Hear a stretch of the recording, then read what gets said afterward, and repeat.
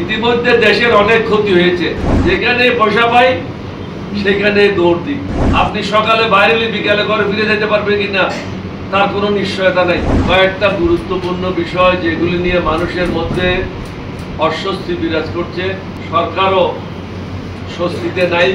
এই বিষয়গুলি আপনাদের মাধ্যমে আমাদের যে মতামত বা পরামর্শ প্রধান উপদেষ্টা এবং উপদেষ্টাদেরকে জানাতে চাই, সমগ্র জাতিকে জানাতে চাই।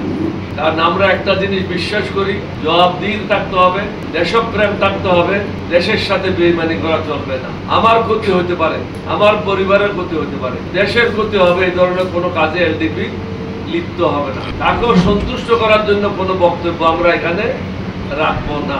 আমরা যেটা ভালো মনে করি, আল্লাহকে হাজির নাজির করে আমরা সেই কথাগুলি আপনাদের মাধ্যমে সমগ্র জাতির কাছে তুলে ধরতে চাই।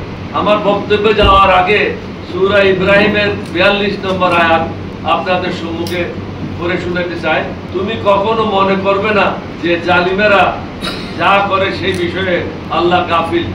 নিশ্চয়ই এটা বুঝেছেন। কিন্তু জালিমেরা মনে করে তারা যাই করে তাদের কিছুই হবে না। কিন্তু সবশেষে জীবনের 3.5 গজ কাপড়ে প্রাপ্য ওটাও পাওয়া যাবে কিনা তার কোনো নিশ্চয়তা নাই। কিন্তু বর্তমানে আমরা এমন অবস্থায় এসে গেছি যেখানে হারাম হালালের কোনো পার্থক্য নাই। মানুষ এবং জানোয়ারের মধ্যে কোনো পার্থক্য নাই। মনুষ্যত্ব লোপ পেয়ে গেছে। যেখানে পয়সা পাই সেখানে দৌড় দিই। দেশের কথা আমরা চিন্তা করি না। আমরা এলডিপির পক্ষ থেকে আমাদের চিন্তাধারা ভিন্ন। কারণ আমরা মুক্তিযুদ্ধ করেছি। আমরা মুক্তিযুদ্ধ করেছি আরো 50 বছর আগে। যদি এরকম লাভ চেষ্টা করতাম, আমারও 210টা ঘর গুলশানে বনানীতে থাকতো, আমারও কর্পোরেট হাউস থাকতো, ব্যাংক থাকতো, টেলিভিশনের মালিক হতাম। লাহানত এগুলির উপরে। যে দেশের মানুষ 2 বেলা খাইতে পারে না, সেই দেশে এই ধরনের বাহাদুরি, লাহানত তাদের উপর। এলডিপির পক্ষ থেকে আমি বিগত 8ই আগস্ট 2024 সাল সরকারকে 83টি পরামর্শ দিয়েছিলাম। তার মধ্যে অন্যতম ছিল বাংলাদেশ আওয়ামী লীগকে নিষিদ্ধ করা এবং হাসিনার অনুগত যারা বাহিনী আছে তাদেরকে চাকরিচ্যুত করা।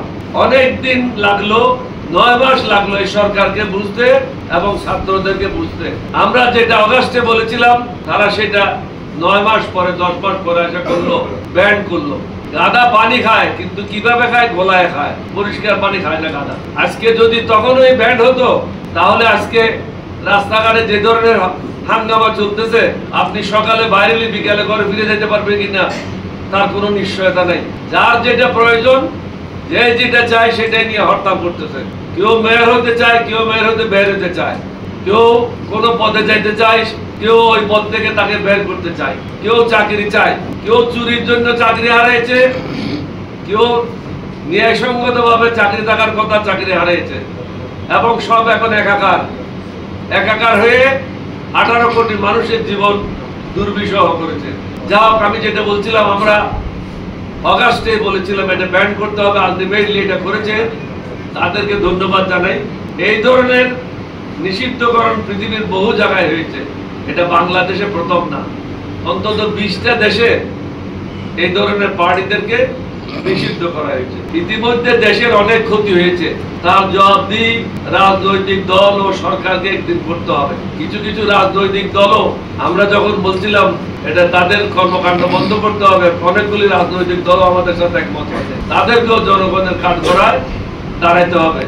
এমপি হওয়া, মন্ত্রী হওয়া কিছুই না, মানুষ হয়ে মৃত্যুবরণ করাটাই সবচেয়ে বড় জিনিস। কোন দেশকে আমরা কোন দেশকে আমরা শত্রু মনে করি না।